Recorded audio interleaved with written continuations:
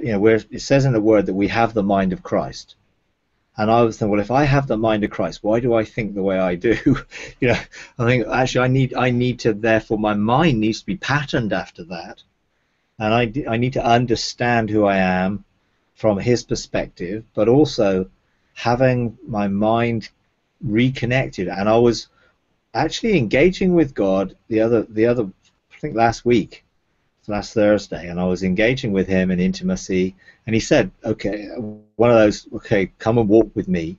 And we ended up walking in this sort of place which I'd never been before, and there were these paths that we were walking, and there were all these pathways, lots of them, all walking. We were walking along, and then eventually we come up to these, I saw these doors, and they were all closed, but they weren't locked. I knew they weren't locked, but they were closed.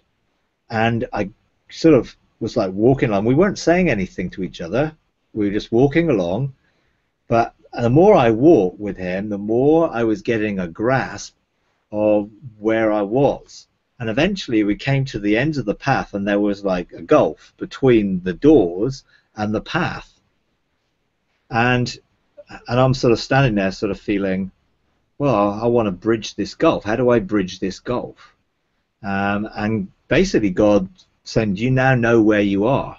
And instantly I was aware. I was actually walking in my own mind, walking in the pathways within my mind with God, and seeing that there were doors of opportunity, of revelation, of two areas of my brain, if you like, in my mind, which were not connected.